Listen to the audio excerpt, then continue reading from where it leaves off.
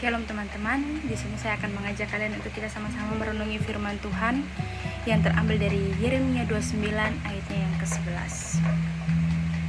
Yang berbunyi, sebab aku ini mengetahui rancangan-rancangan apa yang ada padaku mengenai kamu, rancangan damai sejahtera.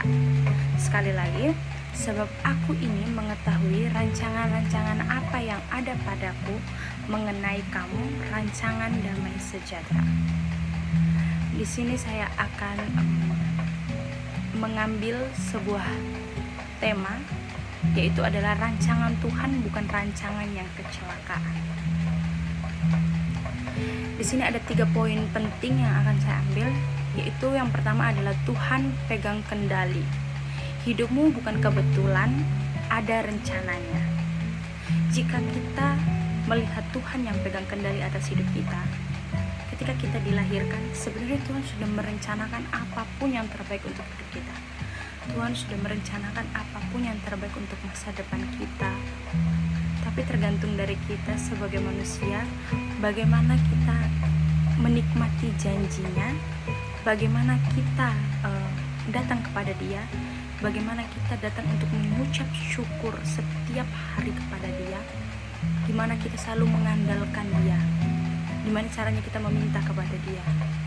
Maka hidup kita itu bukan hidup karena kita memang dilahirkan, kita hidup bukan karena kita kebetulan hidup, bukan karena kita memang sedang bernafas, tapi karena memang rencana Tuhan yang menghidupkan kita untuk kita datang kepada Dia dan untuk kita bahagia bersama Dia.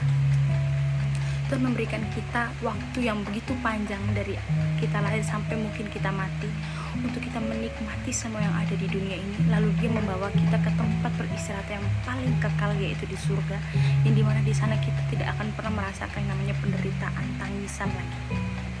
Dan yang poin kedua adalah rancangannya selalu baik. Meski prosesnya gak enak, ujungnya damai sejahtera.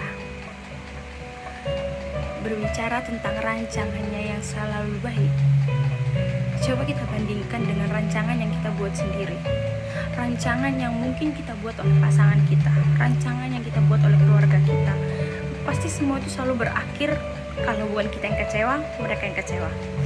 Mungkin kita antara kedua belah pihak bisa sama-sama kecewa. Tapi jika kita mengatur rancangan ini bersama Tuhan, percaya aja, rancangan itu tuh tidak pernah yang menyakitkan kita. Mungkin Tuhan akan mengubah cara kita dan membuat kita bertanya, membuat kita merasa seperti kayak gagal. Tapi proses yang Tuhan berikan kepada kita itu memang bukan proses yang mudah, proses yang begitu sulit. Tapi di kesulitan itu kita bisa belajar. Saya selalu berpikir bahwa ketika saya diberikan suatu cobaan, ketika saya diberikan suatu hal yang membuat saya ragu akan diri saya sendiri, ragu akan masa depan saya, di situ saya belajar, dimana kayak kalau saya tidak belajar dari hal yang kayak seperti ini, mungkin kedepannya jika saya mengalami hal seperti ini, saya tidak tahu, saya tidak bisa prepare, saya tidak bisa survive dengan keadaan itu yang Tuhan berikan. Tapi ketika Tuhan memberikan di depan, di awal dari rencana saya, Tuhan berikan proses yang kurang enak kepada saya, itu saya bisa belajar dari setiap kesalahan saya. Dan poin yang ketiga, ada masa depan plus harapan. Jangan takut hari esok, Tuhan udah siapkan. Banyak dari kita yang sering khawatir akan hari esok, banyak di antara kita yang khawatir akan apa yang kita makan besok, apa yang kita pakai besok. Tapi Tuhan selalu menyiapkan yang terbaik untuk kita.